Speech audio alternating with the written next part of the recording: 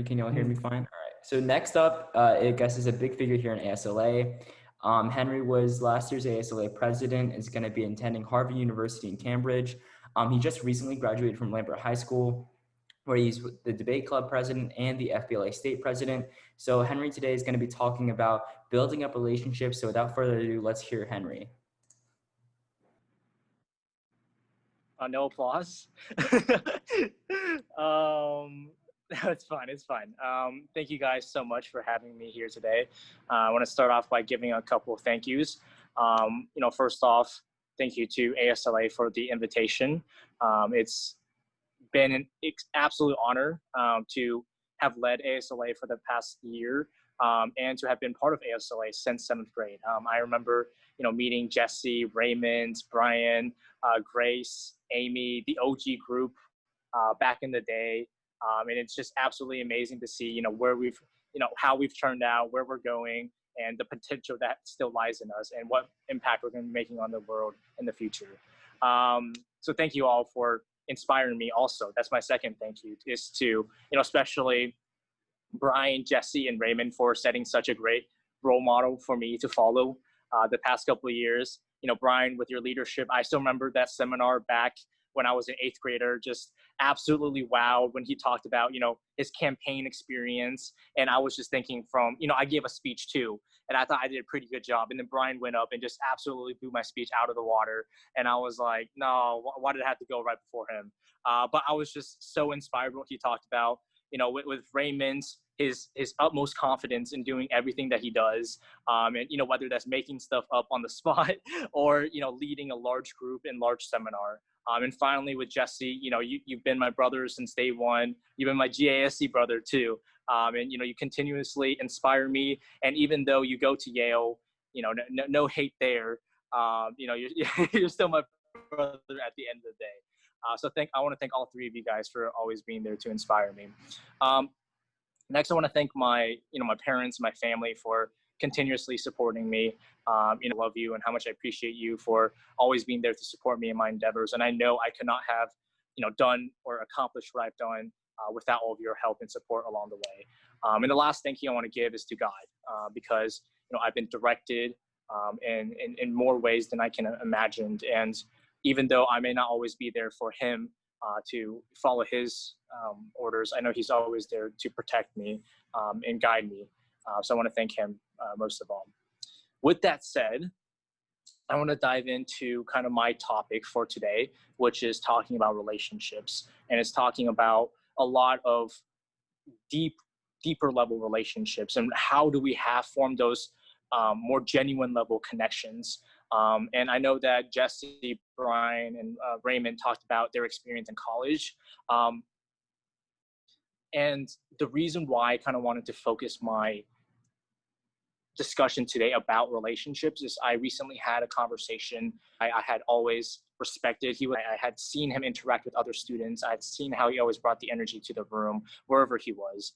And he and I had a very long discussion about what life was like at Harvard and, what were some of the realities versus some of the what were some of the expectations versus what was the reality. And something very, very personal that he shared with me was, just about the competitive pressure that was Harvard and about, just how, cutthroat the environment could get. Not saying that everyone is like that, but it's definitely, the stereotype holds true in some ways. And if you guys haven't heard of the term imposter syndrome, that is a very, very real problem that a lot of people face. And essentially what imposter syndrome is the idea that when you're surrounded and when you're put into an environment with such amazing and successful and accomplished people, you start to question, did I really get in? Like, how did I get in? Do I really fit in? Or was I just a lucky applicant who somehow finessed their way through the system? And what my friend shared was that, because of his experience and because of that pressure, he suffered lots of mental anxiety and lots of mental breakdowns. And, he eventually had to take a leave of absence in order to really recuperate from that, from those mental attacks. And he had to go to therapy to get that treated. And the really insightful part about what he shared was that throughout high school, he had kind of based his identity off of what other people had talked to him about, what other people had said about him. For example, people praised him for being one of the popular kids. People praised him for, having good grades. People praised him for being class presidents, and just, winning a lot of the competitions, and was kind of the Harvard man, essentially. But when he went to Harvard and he was put in that extremely competitive environments, all of those factors of being popular, of having the good grades, of, being class president was all stripped away. And he honestly felt like he didn't know who he was anymore at that point. I'm not personally in college yet, so I can't share that experience like Jesse, Raymond, or Brian, but I do want to share that story with of what my friend shared, and because I think it goes to prove and illustrate such an important point of, what is it that we base our identity off of, and how do we combat, this these problems of mental health and imposter syndrome when we when inevitably go to college. And I think a big way to help with that is by forming more genuine level connections, right? And by having more of a permanent identity to base ourselves off of, to kind of develop and form relationships with people with good people, a good group of friends who will always be there for us. And I think that this idea of forming a relationship is something that doesn't come easily to us, right? For example, we learn about math, we learn about science, we learn about history in school, and that's natural, it's straightforward. And partly because we're Asian, but also because it makes sense. But you tell us to form a deeper level a connection, or even just to start a conversation with someone, and we immediately just freeze up, and that's something that doesn't necessarily come as easily for us as it should. So I'm going to be covering a couple ideas today, which is one, the importance. I hope I covered the importance of forming connections, forming relationships. But I also want to talk about how do we form these deeper level conversations, or how do we develop these deeper level conversations and form these more genuine level connections. I think my first major point that I want to cover is that this idea of social isolation, this idea of this competitive environment and this me culture is not just in college, it's also in high school, right? And I see a nod from Andrew right now, so I think I'm going along the right tracks here. I challenge you guys to think this. How many of our conversations start and end with these 5 words? How are you? I'm good. How many of our conversations are just those 5 words? For me, it was basically all my conversations throughout high school, especially, when I was meeting peers in the hallways. I would say, hey, Joe, how are you? I'm good. And that's literally what the conversation was. I want you to consider what the problem with that conversation is. A, you don't learn anything new about that person from when you started the conversation to when you ended that conversation. You learn nothing new. But B, I think the more important idea is that I don't think we ever intended to learn anything new about the other person.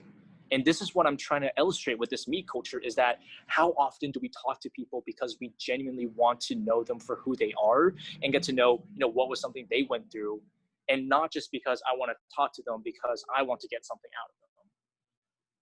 At least at Lambert High School, our culture, and I think Serena can back me up on this because she graduated from Lambert not too long ago, is that because of the pressures of academics and the pressures of getting into a top level university, students no longer care about, yes, Hookem. Thanks, Serena. Students no longer care about each other as individuals. They only care about themselves. They only care about what they can get out of the other person. When I enter a classroom, I hear students asking other students, hey, what'd you get on that test? What'd you get on this homework assignment? Can you send me that homework assignment? Can you tell me what's on that quiz? Can you help me with this? Can you help me with that? notice the common word here is me. And that's what I mean by this me culture. I think in terms of how do we tackle this problem, I offer 3 to 4 different suggestions. My first suggestion is about listening. And I don't think listening comes naturally to us. And I don't think, this may be a little cliche, but I'm going to go deeper than what we normally hear. Listening forces us to put someone else in front of ourselves. Listening tackles the idea of the me culture, right? When we listen well, we aren't interested in getting something out of the other person.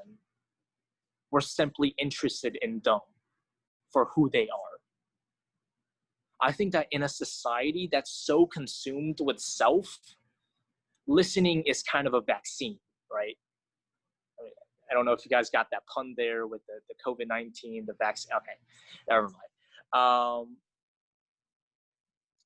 Listening lets people know that they are loved. It lets people know that they're known. It lets people know that they're valued. And I think it really demonstrates humility, because I don't think our first job in having a conversation with someone is to solve their problems. I think it's to care. I'll give you guys a personal example where listening came first.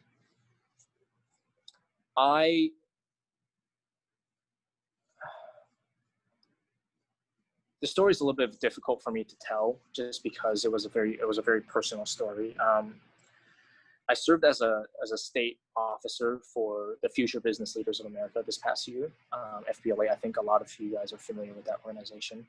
And my officer team is very diverse, to say the least. There's 8 of us on the team, and all of us come from all parts of Georgia. And not only are we diverse in background, diverse in socioeconomic standards, we're also diverse in personalities. And especially there was one officer on our team where just had a personality that clashed with the other officers. And as the state, as president of the group, my responsibilities were to kind of set a good example and to support and try to connect all the officers together.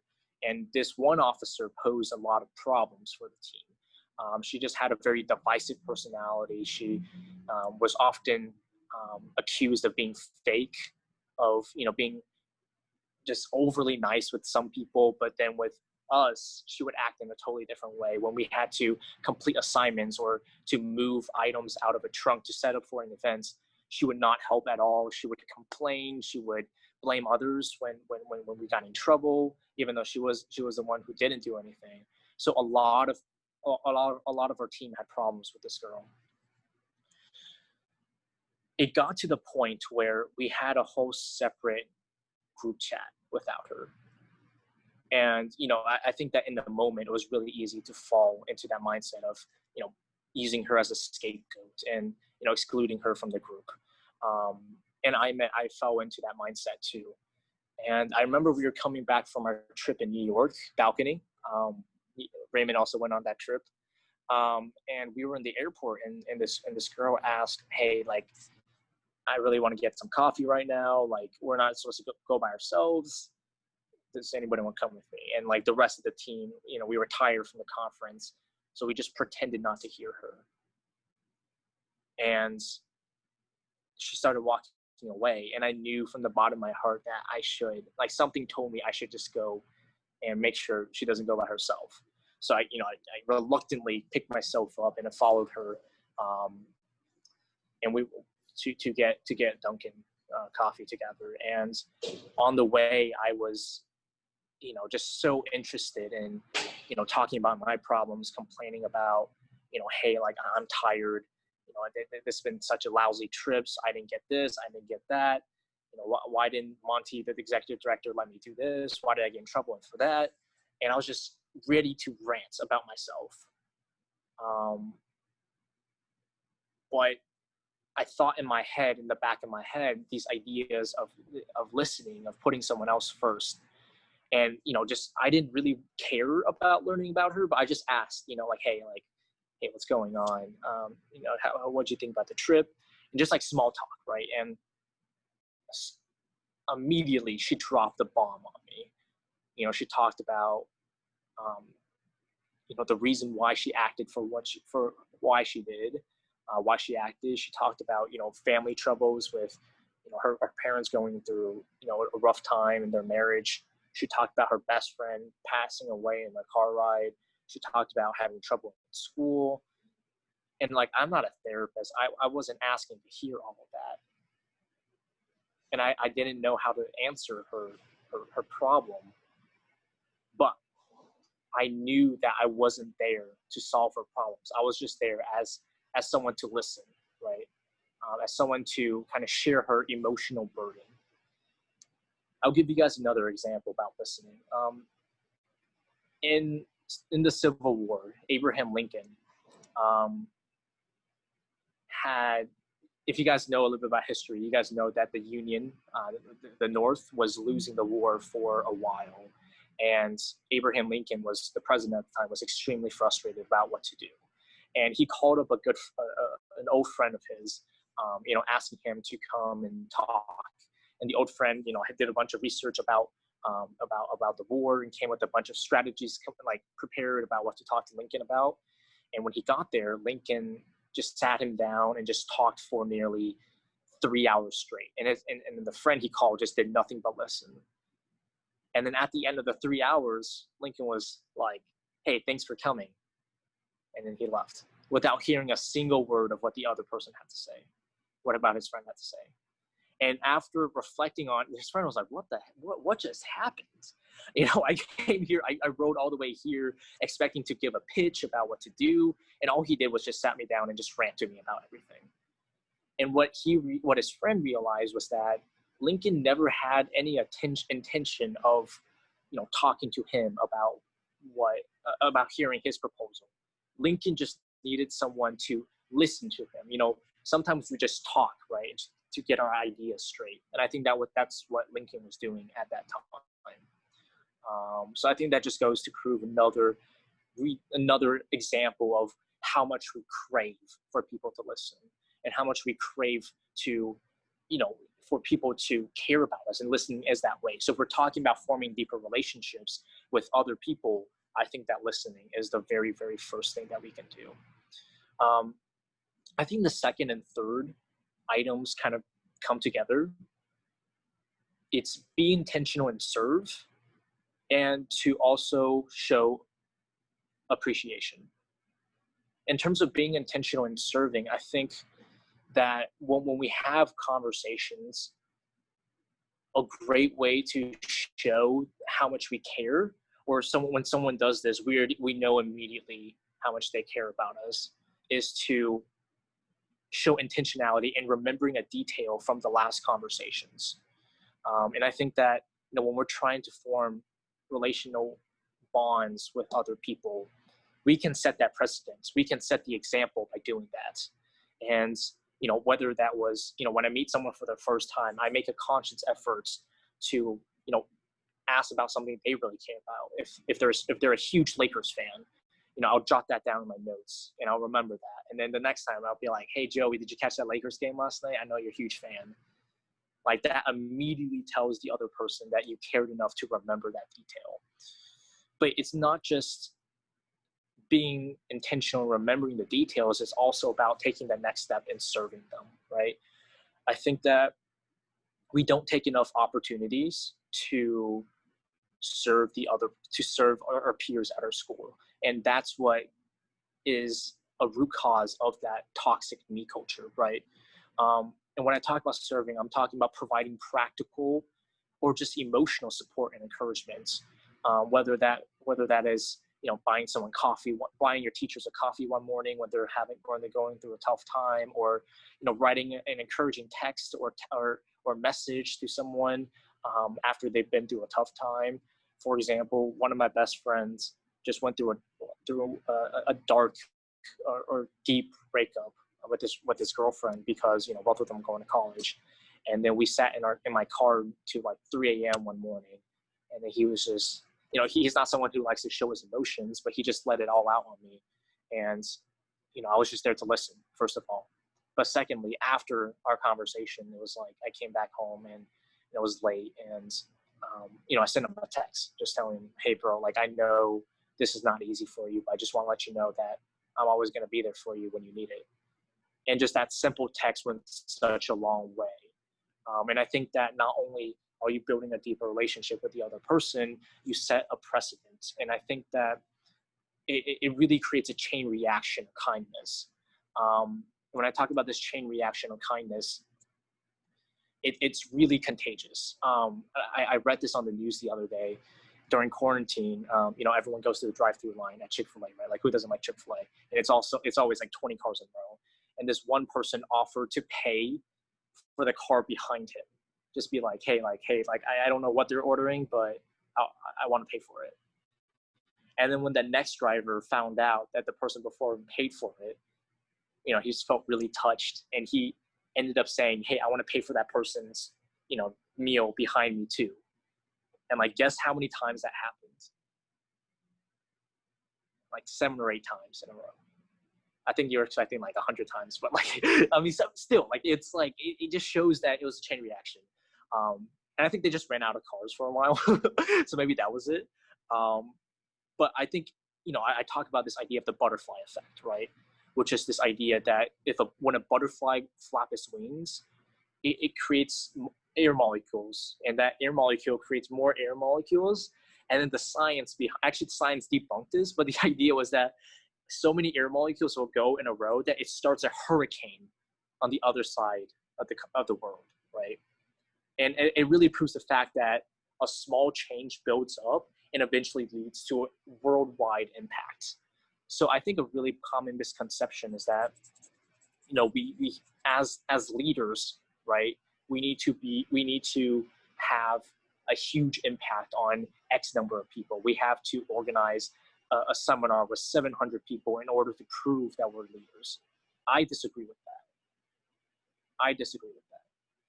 I think being leaders is about building trust with the people building a relationship and trust with the people that you're working with, the people that you're leading, to the point where that they're willing to come to you with their problems.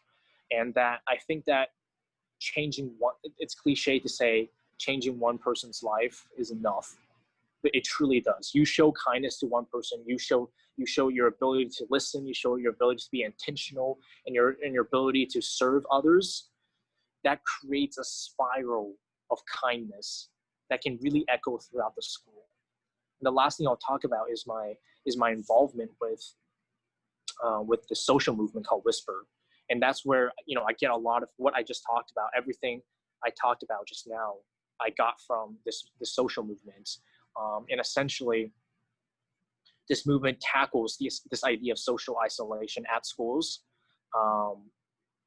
through trying to form these deeper level conversations and forming more genuine connections with our students. And I think that technology has been such a big part of why we're so, you know, even though technology connects us, it also disconnects us at the same time, right? Technology, you know, encourage us to compare ourselves with one another. Technology encourage us to connect with each other on a virtual platform, which is, you know, still a powerful tool. Like, obviously we're doing this Zoom, but it's a fundamental difference of having a relationship face to face and having a relationship with someone you see over that you're texting or you're seeing on FaceTime. And I think at least in high school, social isolation was everywhere. You know, it's that kid in the corner of the classroom who's sitting by himself and no one talks to him. It's that kid in the cafeteria who has his hoodie up and is on his phone the whole time, trying not to be seen.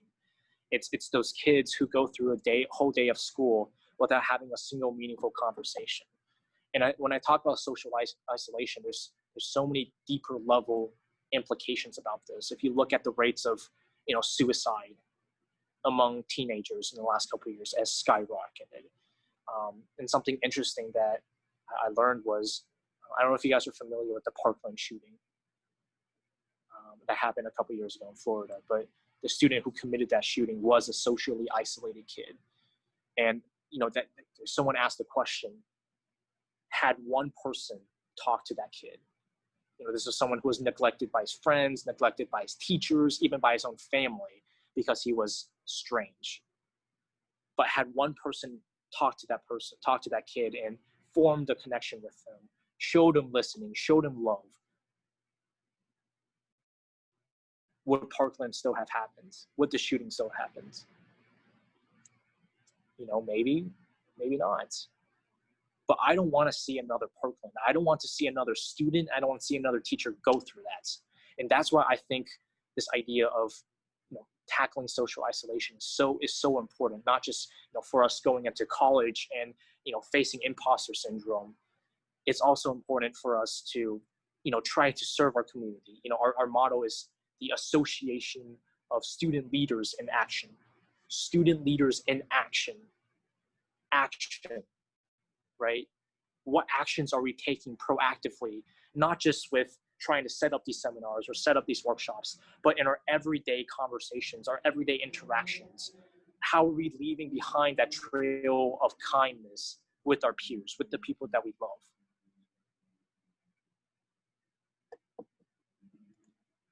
I think this is something that woke me up this year, and something that we can all be reminded of. I know that this is not the typical, how to apply to college speech that you guys were expecting, but I would be remiss if I didn't raise awareness about the importance of social isolation, about imposter syndrome, about, forming deeper level connections on this call. But I definitely hope that you guys got something out of this. And if anyone has any questions, I'd be more than glad to answer anything. Thank you. Henry, I think it was really great. I think as you brought it up, is really great. Even though it's not like the normal kind of thing that happens, it's basically because when people basically enter college, it's you're basically having this entire new identity. You're staying somewhere else. It's a whole entire new environment that you're not used to. It's not like people you've grown up with your entire life. So I think that's a really good point you brought up. So when you think it really hit you that isolation is going on, because I know you described a lot of different instances, but when you're this is something that I need to learn more about? Yeah, so that's a great question, and thank you for asking that. I had heard about the Whisper movement since I was a 10th grader, and I had attended a gathering, and honestly, I was really confused of what they were talking about. And I'm still trying to figure this out on what do you mean that we need to just talk to each other? I talk to my friends every single day, right? And it's not like a typical student government club where the goal is to be an officer. The goal is to to plan prom, where you get a very tangible goal and reward.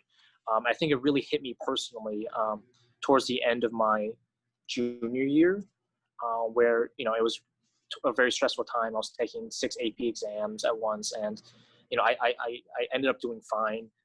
But I remember one day after I was finished taking an exam, I was sitting in my car ready to go home, and for some reason I just felt so empty inside, and I just started crying. And I didn't understand why. Nothing had gone wrong that day. I had gone through the motions of that day, just I had done the whole year.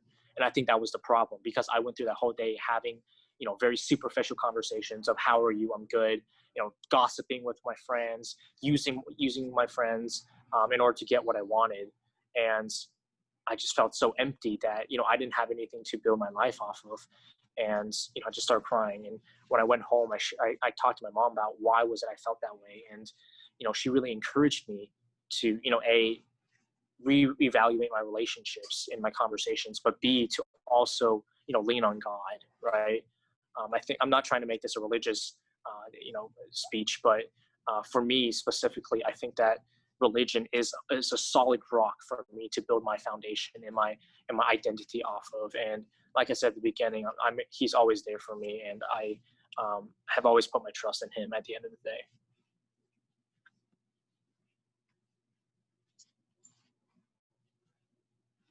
Yeah, Henry, I want to say I think it's like really great that that even someone like if you guys didn't know, Henry has a very deep leadership pedigree, like several like national, state level positions. So if someone like you are this invested and you understand that leadership really isn't all about being like the figurehead, it's also about talking to the kid who's lonely, who you know hasn't talked to anyone else in a while, and how it's like not really uh, so much about being a face rather than being like a power, being a helping hand. I think it's like super cool. My question for you though is, are you taking a gap year? Yeah, I am actually taking a gap year. Okay, I in the fall I will be in Wisconsin. It's a Christian liberal arts camp, gotcha. and in the spring I'm hoping to travel to Taiwan to learn a bit of Mandarin. And you know a little bit about my. I won't go too far into my decision, but I think that overall with the Christian camp, I was really looking for a chance to um, take myself away from the rigor of academics from high school, to recenter myself, to clarify future career aspirations, dive deeper into faith, of course, and you know I'll also be serving some underrepresented communities doing that. And with with learning Mandarin, I definitely want to Mm. work on international level, and you know having known Mandarin is a huge platform that can give you. And you know whether that's for me is working in international business or maybe even a little bit into foreign service later on in my life. I think that's something that I'm very interested in. Yeah, that sounds like a great idea. Any thoughts to what you're going to major in when you go back to school? Um, Definitely econ at Okay. Harvard. I think that's the most classic degree right there. Looking into computer science right now. I'm, that's something I'm definitely considering too. And my last question for you, are you interested in like doing anything related to Whisper when you get to campus next year? Or like what are your thoughts about what kind of extracurriculars or clubs you want to do when you're actually at college? Yeah, I mean, so with Whisper, I think that I'll definitely be. It's more of a high school movement for now. And I'd be interested to see if we could, spread it into colleges. I think that, especially with the story of my friends, that this message of Whisper needs to be spread. Honestly, I'm definitely willing to come back and support whatever gatherings that they have. In terms of what extracurriculars I'm looking at, I've already gotten involved with the church fellowship at Harvard, AACF, the Asian American Church Fellowship Group. I'm also looking into, possibly some pre-professional clubs. I know those are really competitive to get into in Harvard, and also maybe just some, intramural sports. Ultimate frisbee, um, beach volleyball. I know that doing crew is like the must-do tradition at Harvard or at the Ivies. So I've been working on my gains over the summer to prepare myself. But yeah. All right, thank you so much, Henry. And we did actually fill up. We caught up from all the time that we had before, so because we were a little ahead of schedule. So thank you for taking some time with us, putting us back on schedule. Next up, we have All some. right. All right. So Henry, are you finished? Yeah. All right. Thank you so much. So next up we will have Kevin.